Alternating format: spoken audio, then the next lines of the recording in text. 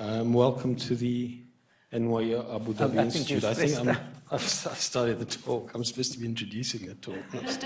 You started giving the talk. Okay, leave it at that. So it's my great pleasure to introduce our speaker. I will say a few words about the institution which he directs. The manuscript libraries of Timbuktu are significant repositories of scholarly production in West Africa and the Sahara. Given the large number of manuscript collections, it is surprising that Timbuktu, as an archive, remains largely unknown and underused. Timbuktu's manuscript collections deserve close study. It is a significant starting point for reflection on Africa's written traditions. Recognizing its significance as a site of African architecture and of its scholarly past, UNESCO declared Timbuktu a World Heritage Site in 1990. A South Africa Mali Timbuktu Manuscripts project was officially launched in 2003, and the major achievement of this project was the new library archive building, which was inaugurated in Timbuktu in January 2009. The Tombouctou Manuscript project at the University of Cape Town, UCT, is dedicated to research various aspects of writing and reading the handwritten works of Timbuktu and beyond. Training young researchers is an integral part of its work. Just some background, but it's really a great honor to have invited and to have here tonight Dr. Shamil Jeppie, Professor Shamil Jeppie, who is Associate Director of History at UCT and Director of the Timbuktu Manuscripts Project. He also directs the Institute of Humanities in Africa, known as HUMA, and is a member of the Scientific Committee of the Council for the Development of Social Science Research in Africa. He has worked on aspects of the social history of Cape Town and Durban in South Africa, as well as 19th century Sudan. And he serves on various platforms concerned with the development of the humanities, history and heritage in Africa and the global South. He is a prolific author. He has written Language, Identity and Modernity, which was published in 2007, and also has numerous publications to his name, other publications to his name. He is editor of the journal History in Africa, The Struggle for District 6, which was published in 1990, Towards New Histories for South Africa, published in 2004, and The Meanings of Timbuktu, published in 2008. He received his PhD from Princeton. I must say it's particularly exciting to welcome Professor Jeppie here, because when I was first involved in the humanities, in the discussion of how to develop the humanities at NYU Abu Dhabi, it seemed obvious that a university, a liberal arts university based here, should engage with the Islamic world around it, and Timbuktu just loomed very large in our thinking about that, although we knew very little about it. So for years while the university was being built, it was not a priority, should I say, but it was wonderful that Mariette Westerman, who was former provost here, should have put us in touch. And she never forgot the interest we had initially expressed in Timbuktu. So it's a great honor to have you here at last. Thank you.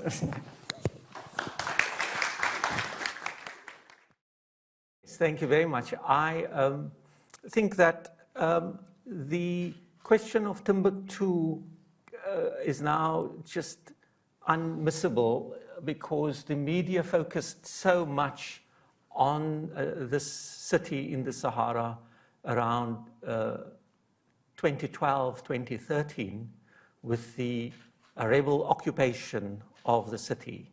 The jihadist group, the Ansar ad-Din, occupied Timbuktu, and very soon after the occupation set about damaging, and more than damaging, actually throwing down the tombs of the saints of the city. Timbuktu, in popular parlance, is known as the city of 333 saints. It's a strong it's a place of a strong Sufi tradition, and knowing how to upset the local population, they actually threw down these tombs. This, of course, was immediately condemned and criticized by the world. Timbuktu is a World Heritage site, and any property within its precincts is regarded with great care and so on. And there were talks about declaring these acts of crimes against humanity, etc., etc. So that's a group of the Ansar-ud-Din actually wasting their energy in the Timbuktu heat to go and throw those things down. And then, of course, what attracted even more attention was the reports about the destruction of the libraries of Timbuktu. This is a bad, grainy image, but it's the one image which was broadcast by especially Sky TV of the library that the South Africans had built. And it was said the building was burnt down and all the collection, all of its collection, of that collection of 10,000 manuscripts had been destroyed. This was patently not the case. Now, that's the French made good use of the fact that their former colony had been the subject of all this media and came in and threw the rebels out, and the locals were once again in love with the French. You can see the tricolore, and none other than Francois Hollande parachuted into Timbuktu and spent about an hour or so and had photo ops in front of the great monuments of Timbuktu and so on. Okay, so this is what brought these libraries into the media at that time. Let me just report that an extremely small percentage of the material disappeared. What you saw in that image of books supposedly strewn on the ground, they were not books, they were really the enclosures of manuscripts that kept the manuscripts. The books had, most of the books had not been moved into the new library, and some books had been sold off, probably to interested Mauritanians, and there's speculation, and I'm hearing all sorts of things, 400, 4,000, 40 good Islamic numbers had disappeared or was been sold and so on. So the fact is the books were moved silently, quietly to the capital. And now the capital, which had never had any number of these things, and for very good reason actually, it's so humid in Bamako. And they are stuck in Bamako. I say stuck because it has costed the international funders a lot to set up proper conditions in apartments that were hired and rented to house these items. And when will they go back depends on stability in Timbuktu. In any case, this was interesting for me as an historian who have been going around for more than a decade now, trying to educate people and educating myself about the legacy of Timbuktu, because people wanted to know about these manuscripts, except it, of course, gave really the wrong impression of libraries destroyed, of barbarism, and so on. What we really know of Timbuktu or African history is that it's a continent of orality and really a continent without history. If anything, as expressed by Youth Trevor Roper in the 1960s, Africa has no history, at least no known history, except the history of the white man in Africa. And African historians responded and, focused a lot on oral history and orality, rich African tradition of griots and memories that can go back and trace genealogies and so on. This was all fantastic, and I'm in support of this, and I think it has enriched our understanding of African history. But we have underplayed, really, the rich tradition of writing. And Timbuktu is a symbol of this. It's not the only place. What we, in fact, have, what we know of Timbuktu is this Oxford Dictionary definition. What does it say? The most distant place imaginable. That is the contemporary online Oxford English Dictionary definition of Timbuktu. That's all it can say, really, about Timbuktu, the most distant place imaginable. And I was amazed by this, the pervasiveness of Timbuktu in popular culture in the West. So you have Tennyson in his award-winning long poem called Tombouctou. Just look at this. We have references to Timbuktu. I checked up the British Library catalogue, but it mainly refers to travel books, such as this one from Zanzibar to Timbuktu, the exotic places. Let me just tell you, Dr. Seuss has a reference to it. I had been reading this to my own kids, and I didn't realize it was in Dr. Seuss, Constantinople and Timbuktu. There's a Paul Auster novel. And the Paul Auster novel is interesting because it's a novel about a dog, and it's a dog that he communicates with, and the dog is about to die, and the Auster writes and sells the dog. When dogs die, they go to Timbuktu. And what is Timbuktu? Timbuktu is a nowhere. So it's, you go to nowhere. And that's the Cain prize. So it's really expansive. I mean, that's just a joke, actually. There's no Timbuktu in Tintin in Timbuktu, but it's the kind of place that you associate, with Tintin. Let me just give you other examples quickly. Starting in the corner, that's a sort of fancy home sort of design shop in Johannesburg called Timbuktu. The one in the top corner, Tombouctou, is a games parlor in Calcutta. Timbuktu down here, those of you who know your Norwegian well, it's a Norwegian rock group.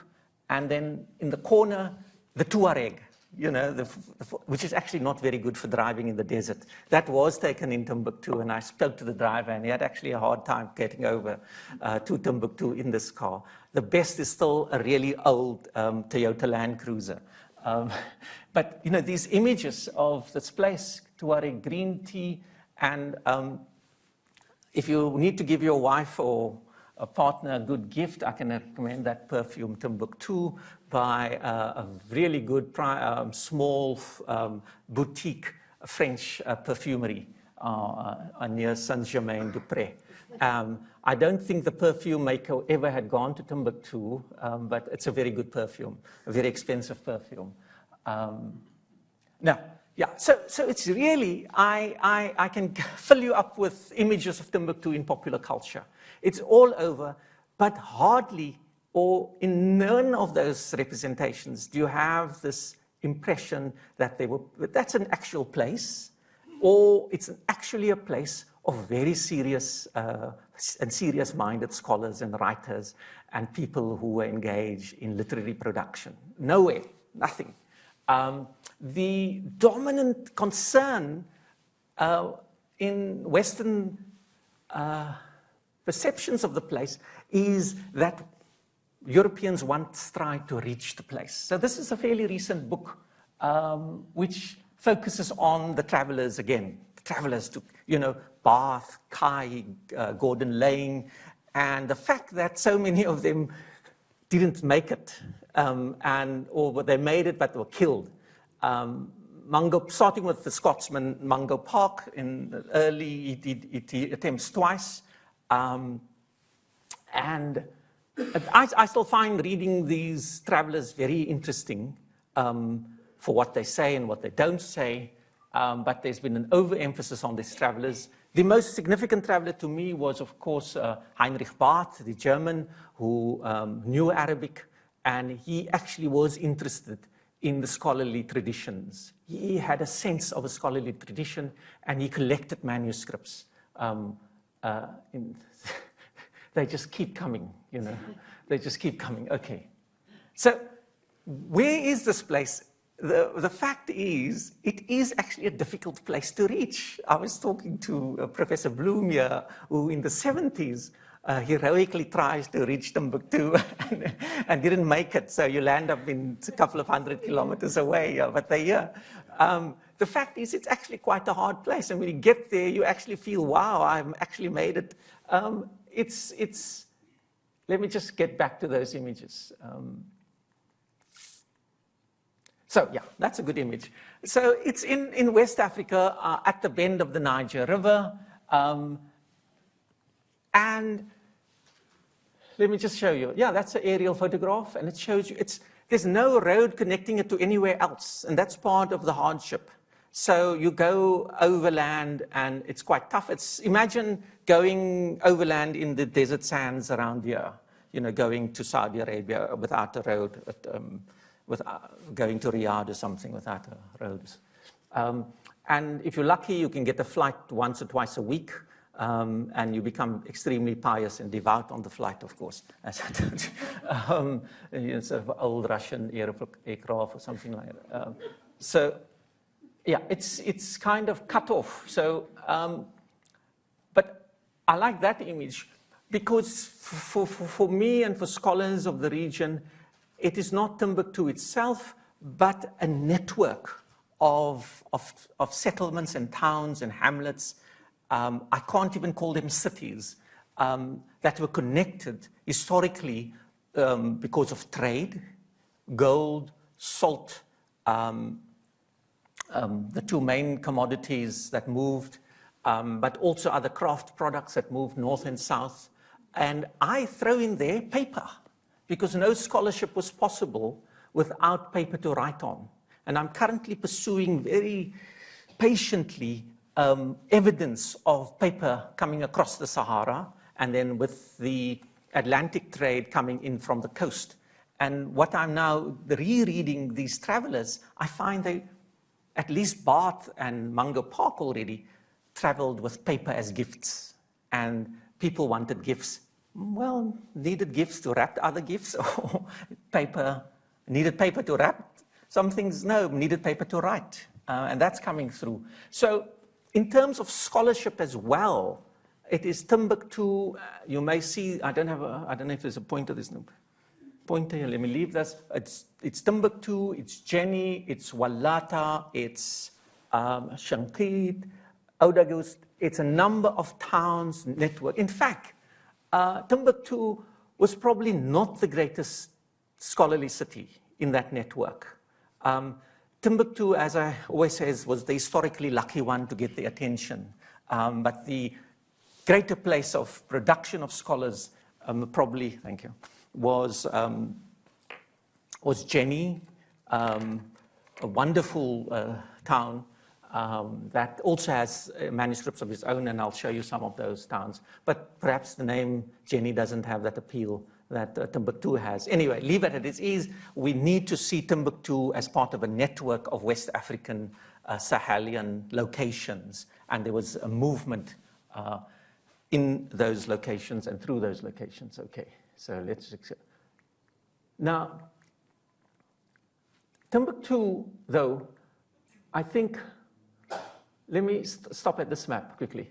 This is the map of Abraham Cresques, the Catalan scholar who drew this wonderful map in 1379. And if you see at the bottom there, you have, sorry, I won't. Timbuktu is around there, and he puts on this map the name Tombouctou, which we believe is Timbuktu. And he has a rich, interesting figure there. Probably, yeah. It's an extremely rich image of Africa and figures. And so we believe this name Timbuktu was known then already, 1375. Okay, so what I want to focus on, though, is the scholarship and the history. It's okay. Okay, let me stop there. Now, the idea was or has been promoted about the University of Sankore. This is the mosque, the Sankore Mosque, also probably 13th century, 14th century. It's very difficult to date, but this is a very modern idea. I think the first reference to this university in Timbuktu must have been made by Kwame Nkrumah. It's not a reference that was generated from within the city or within the region. It was a kind of Pan-Africanist invocation of a past of learning in Africa. And then the idea is that you had a university. The fact is, it was not based on a notion of a university as we know it, as the Jamia, or even the idea of madrasa. We don't see those terms moving about or being used locally. It was instead a system of person-to-person teaching, the tutorial method, the sheikh and his talib, the sheikh and his student, this kind of method. But the evidence for when this must have started, well, we firstly have to look at the origins of writing in the region. And this is a remarkable study of Arabic epigraphy by Paulo Moraes Farias from Birmingham. It's a huge tome, and he studied only 400 epigraphs on tombstones, not in Timbuktu, but in the surrounding area. We have all kinds of inscriptions, but it's mainly burial notices. There's one with an Andalusian origin in terms of the type of stone and the type of calligraphy, but otherwise it's pretty crude, basic stuff. The map there shows you the locations of the inscriptions. So we know that definitely by 1000 AD, there was writing in the region. There were people who professionals or scribes who could be commissioned to do a tombstone for the royals, for the elites in the area. Timbuktu itself, that's around the time of the birth of Timbuktu, around 1000 AD, as a meeting point for camel caravans going in the north-south direction. The local folk term, etymology of Timbuktu is that it was founded by a woman called Buktu, and Tin means a well, the well of Buktu, but we don't know anything further than that. Okay, let me just... So what we do have is,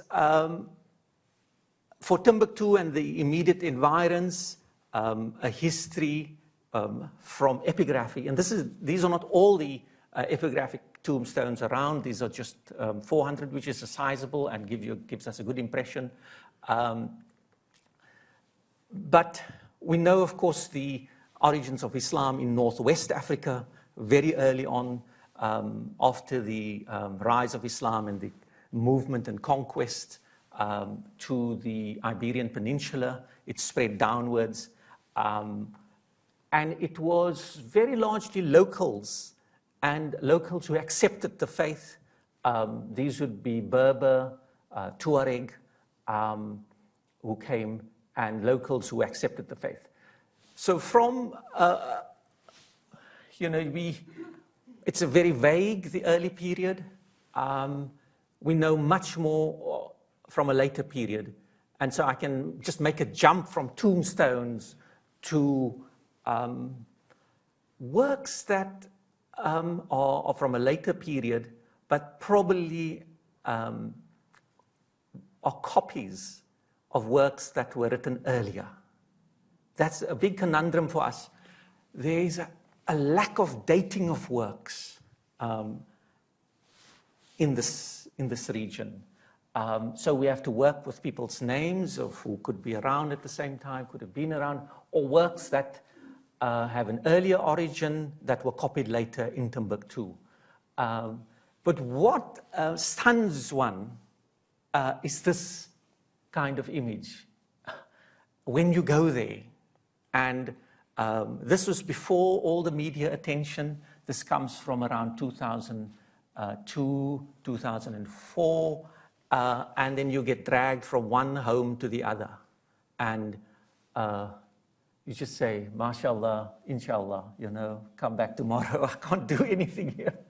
Because you're just not used to this. You don't get trained as a scholar to work with manuscripts like this. If you get trained as a scholar, you work on one manuscript if you're into doing manuscript studies.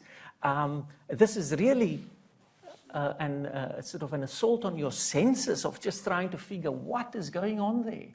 And what we have done for Timbuktu is we now have about 24 private libraries and one main state library, and the state library has about 10,000 items. So let me just entertain you to some of these images. So the top two are from the Imam at the big mosque, the Jingerebe Mosque, and these are his items. The bottom two from another library. Let me just show you, and they keep bringing out these things. Every time you visit, they show you more boxes and more boxes of stuff. Okay, I'll say something about those later on. So let me just say something. The fascinating thing for working with Timbuktu, scholarship and the intellectual legacy of the place is that it's fairly rare, I think, in African studies because the focus has been orality. We've been equipped to deal with people's memories and not to discover books in Africa, really. In Islamic studies, we really think that there's so many editions have been published. We now deal with translations like we were doing, Professor Kennedy in his Arabic literature series. But to encounter materials in the raw, it's like a 19th century Orientalist experience when they go in to discover these materials, and so it's a really pre-library phase. These are, I just call them collections because is it an archive? Is it a library? I use the word collection. What are people doing? Colleague has suggested just call it hoarding. Okay, so what we do have, though, are catalogs. From the late 60s, a series of catalogs have been developed, but it deals with a fraction of the material. A fraction of the material. So I can make some judgments for you, and I will say a few things on content, what these books are, and so on. But I will be telling you from a corpus of about 10, 15, 20%. We just don't know.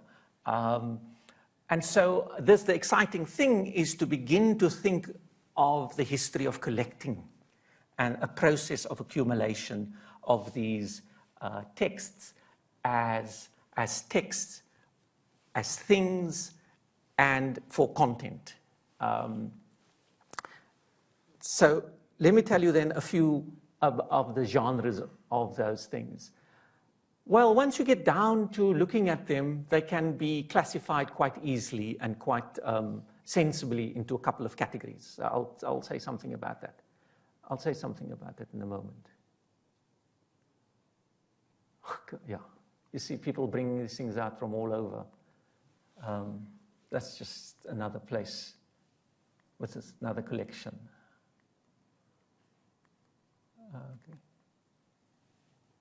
Okay, let me stop there. So, when we began this work, the I mean, when African historians began looking at West African history, in the tradition of a sort of professional tradition, there was a focus on the chronicles, the famous tarikhs of Timbuktu, of which there are 2 or 3 or more, depending on how we classify them. And these were the big scholarly works that tracked the the movements of the rulers. Then some of them also had built into them some kind of biographical dictionary, which is a well-known genre in the Muslim world. And so we have chronicles or tarikhs and the tarjama tradition, the biographical tradition. Very useful when a scholar usually at the end of his scholarly life begins to list the names of the famous scholars of his time. Very useful source, often without dates though, but they give us an idea. So we have some chronicles in there, all over those collections. We have some biographical dictionaries. We have a lot of Islamic law, particularly Maliki law, which is the dominant school. And these are law books of the standard corpus of Maliki law, but also, and very interestingly for us, fatwa or legal opinions. And then we have some grammar and poetry and some literature. Now, many of these items are copies. And so we have been able to say something about what could have been the curriculum of a scholarly education in the region. So what they used for Arabic grammar, what they used for Islamic law, because the number of items, the repeats of certain items, the copies indicate a certain usage by a certain cohort of people at a certain time. The fact, though, is we tend to dismiss some of these works as mere copies, and the copies themselves reveal interesting things because some copies, margins have been used for writing personal data and other information, so that the sort of struggle to go and find an original Timbuktu work is often because we want to show something that's really indigenous, leads you to sort of walk away and say there's really nothing local. It's a risala of Abi Zaid or something, some classical work. There's nothing to say further, when in fact I find copying and copyists and that tradition quite interesting. Let me just say a few things about so those are areas we have looked at, and we've been able to make a few interesting finds. The one is about the calligraphy in these books. It's very West African. I could show you some images later of these calligraphy. So it's not the kind of calligraphy people in the Mashriq or in the east of the Islamic world uses. It's not even simply the calligraphy of the Maghrib. It's to not complicate things for you, it's a version of a kind of Maghribi script, if you know what the Maghribi is. And we have about 6 or 7 versions of this Arabic script that is done fairly consistently for certain regions. So they call it Hausawi or Sudani or Suki from a certain region, and you'll find works, once you hit on a certain kind of script, it's more or less coming from that region. There's a lot of legal history, and that's the interesting thing in the law books, which the fatwas deal with local issues. And let me these are all the areas. Okay. And there's a copy of the Tarikh, which was published by Udas in the early 20th century. And that's a copy of a Tarikh version that we found recently. So many of those items you find they just unusable unless you have very high in conservation.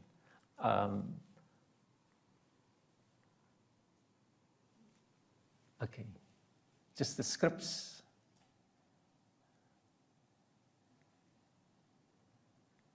Just to give you some idea. I don't know if you can see the subtleties in this change, and that's what we use here. Okay, I'll leave it at that. Don't show you any more images, I promise. Okay, so I think won't take another 5 minutes or so. Yeah. Yeah. The greatest scholar of Timbuktu, without a doubt, is a man called Ahmad Baba, who died in 1627. And Ahmad Baba was his family was not from Timbuktu. They came from the south and settled in Timbuktu. In 1591, the Moroccans invaded Timbuktu, and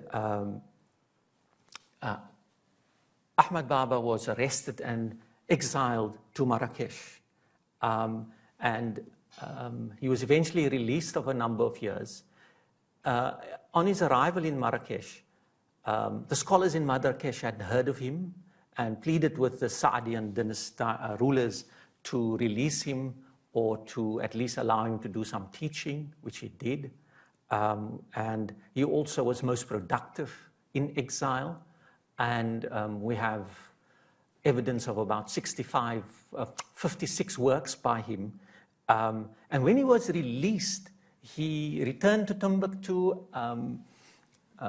and he wrote and asked of the rulers in Marrakesh to return his 1,600 books, which is a fascinating indication of his library at the time. He is without a doubt the outstanding figure in Timbuktu scholarship. But the interesting thing is we have so few of his works edited and published. You know, a biographical dictionary that he had done was published. His opinion on slavery has been published, and a work by him where he takes up the debate between scholars and saints, the merits of the scholars over the saints. And it's a fascinating discussion. He puts the two together, and when you read his views on the saints, you think he's for Sufism. When he reads his views on the scholars, he's for the scholars. Extremely balanced and interesting work. So there's a number of works by Ahmad Baba that needs to be edited and published and translated.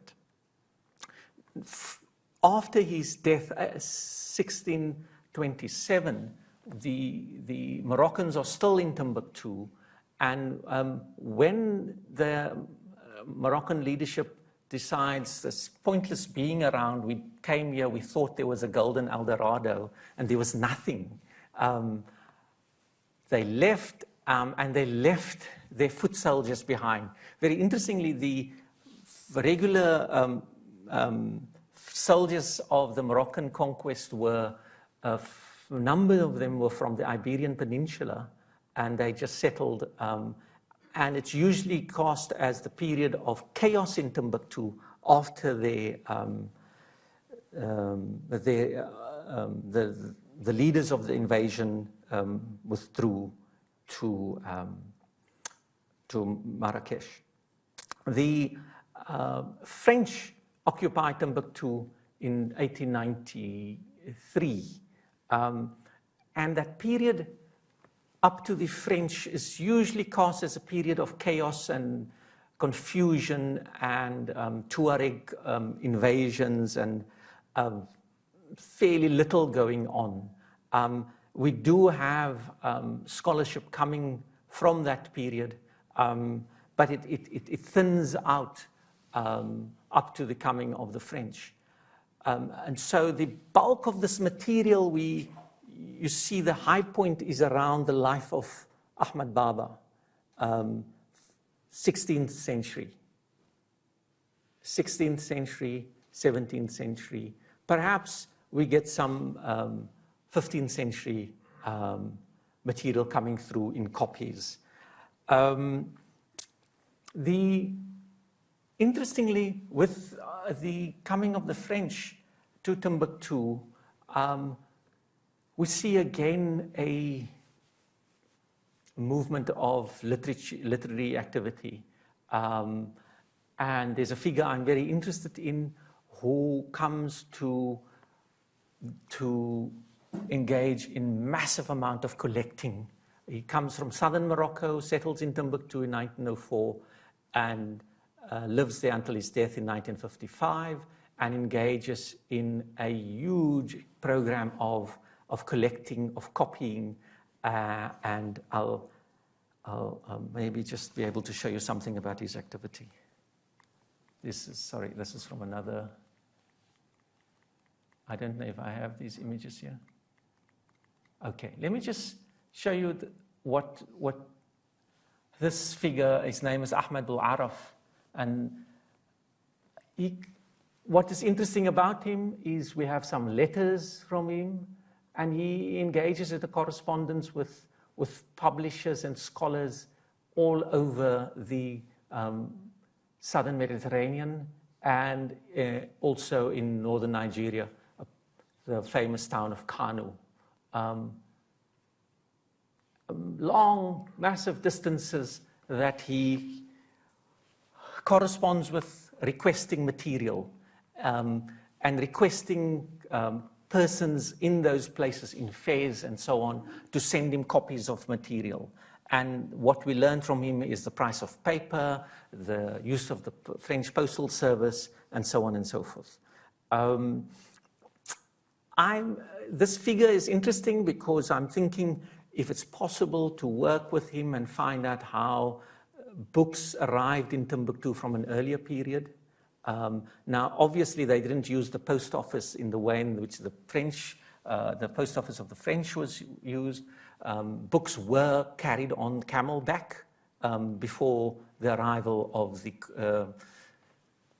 lorry or the truck to deliver mail.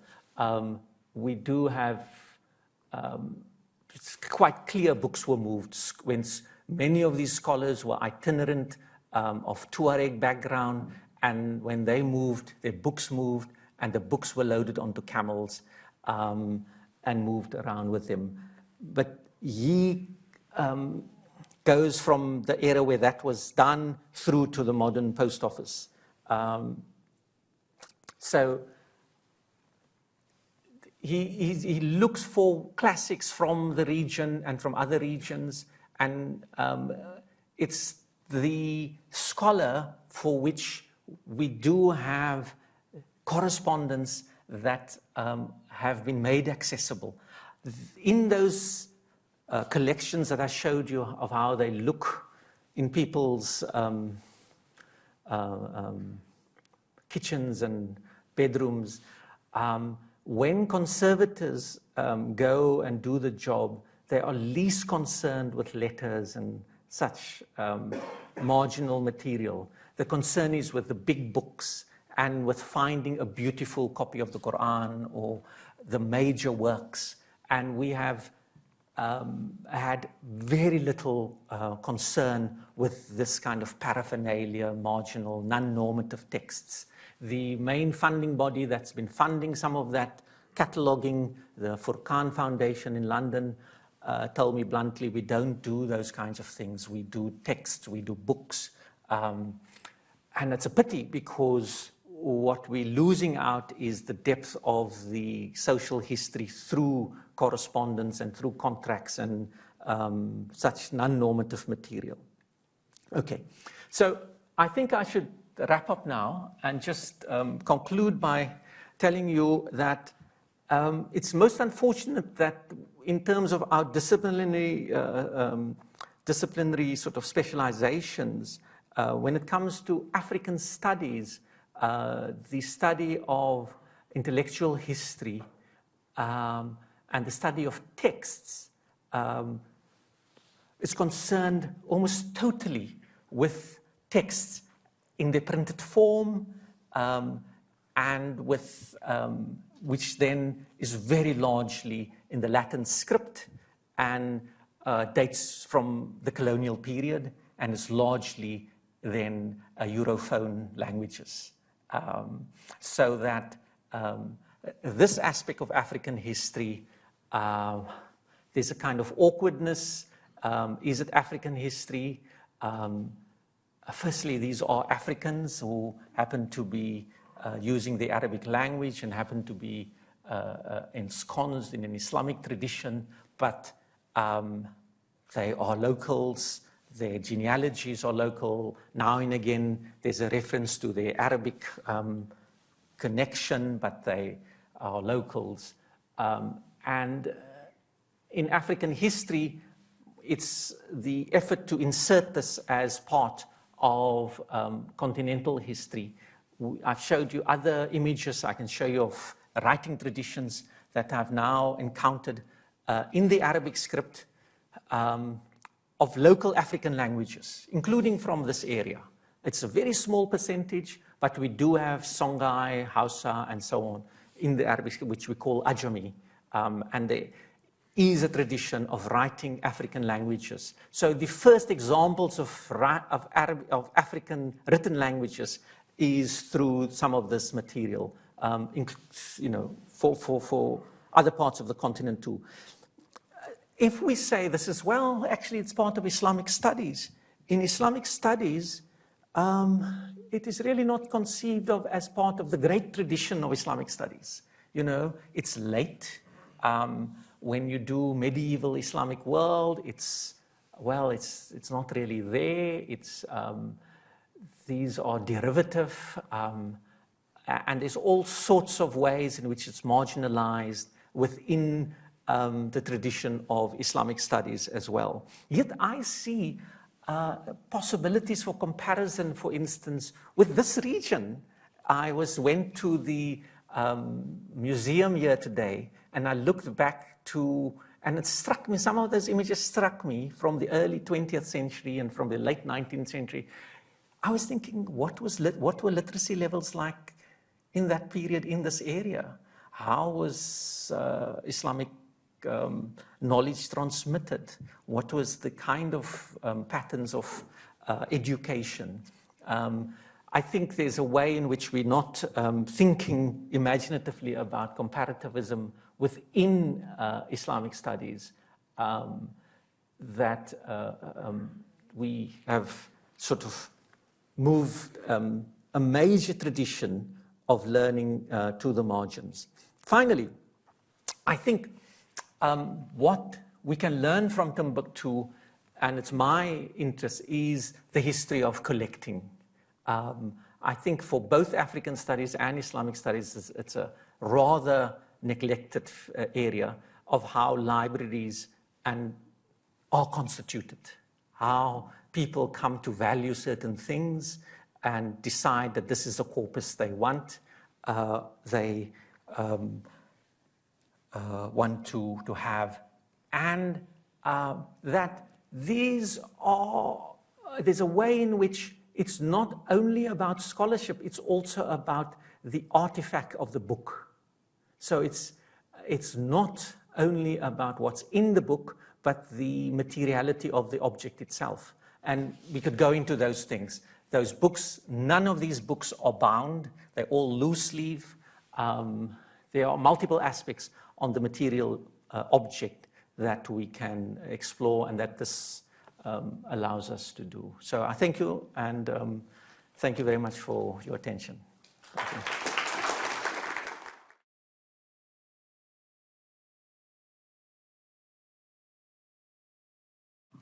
I'm wondering, was there any relationship with the Hijaz and Timbuktu? Yeah, very interesting. Yeah, very interesting.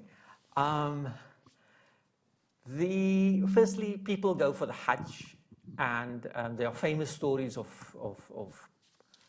famous people going for Hajj from the Timbuktu area. The north of Timbuktu, the other great city is Wallata, which is now part of Morocco, also a site of great Islamic learning, and then Shinqit. Now, people may know today there are great scholars in Hijaz, Medina, and Mecca from Shinqit, for instance. Though those Mauritanians have, but the Mauritanian tradition is also a relatively late tradition, 17th century. The great scholarly figures of Mauritania begin their works. If you now encounter Mauritanian scholars, and there's this traffic between Timbuktu and Mauritania, it's just flabbergasting how they have total domination and command of the Arabic language. One of the things, for instance, is their love to turn into poetry whatever prose work exists. So if a prose work exists, well, why isn't it poetry? Let's turn it into a poem. So they do this kind of thing. Interestingly, from that region in Mali, we have scholars who became big teachers in Medina. I forget their names, but they're not even from the traditional scholarly clans. They're from fairly recent families who entered scholarship. There's a colleague of mine who's written on the Hadith scholars from Mali in Medina in the 20th century. So it's a connection. It's a very interesting connection, the African presence in Mecca and Medina. It's a very interesting issue. Is there evidence of women engaged in scholarship? Yeah, actually, at the moment, not. But I had a PhD student write for me a thesis on women's voices in Timbuktu when there were no writers. But we found that so many of the fatwa, of the legal opinions that were being sought, came from women. And so the way in this fatwa was written was in the form of a question, and a question with detailed narrative on the issue. Or the scholar would respond describing the issue. I thought this was, whenever people ask me about fiction in Timbuktu, the question always comes, did they write fiction? I thought this was fiction. These were stories. These were wonderful stories. Women who get married when their husband don't return after 2 weeks, They break Islamic law all the time, and they just say, we didn't know. And they do all sorts of things. And there's so much agency by these women, and it's coming through this fatwa. So it's I think he called the thesis the Muftis and their women of Timbuktu. But yeah, so there weren't women writers, but women certainly, certainly exercised a lot of agency and went repeatedly to the scholars. And what they did, they also went to multiple scholars. So a fatwa was never binding, and if they didn't like a fatwa, they would go to a scholar outside Timbuktu in a desert town, Taoudeni, and then there would be conflicts because, well, this one's not really the Qadi, you must go to the Qadi, the judge of Timbuktu, but then they bring. So it's a wonderful thesis, and it showed us the richness of this region. You mentioned that Timbuktu is a UNESCO World Heritage Site. Yeah. There's also a UNESCO Memory of the World project there. Can you say much about that? Yeah, this is on the list. The manuscripts of Timbuktu are on the list of the world, this Memory of the World list. The Malians are very good at using the UNESCO instruments. The fact is UNESCO is not a body with a lot of resources, and so they would always look for countries to support an initiative. So UNESCO had, for instance, in the late 60s, early 70s, been responsible for the building of the library, but I think they got the funding from Kuwait. So there's always a lot of UNESCO activity, much of which is looking for a sponsor country to take up the responsibility to sponsor this. And Mali itself doesn't have anything. It's like the fourth poorest country in the world or something. And that's why the situation is as it is. I have a question about how people obtain these manuscripts. Like, could you speak more about that? Is it inherited? Yeah. Is there a trade? Yeah. Like, can you speak Yeah, about thank you. That's a very good question, actually. It is part of inheritance in a family, so they keep it within a family. One story that keeps getting repeated is that they hid the manuscripts when the French came because they feared what's going to happen to them. And there is pretty good grounds for believing them because French did ship off to France collections. So there's a famous collection of Hajj Umar, the great leader in the history of West Africa, Fulani leader. His whole library was shipped off and is in Paris. So I've heard the story often. We've hid this, we kept it hidden. I don't know if some of these things just get repeated, but that's one of the things.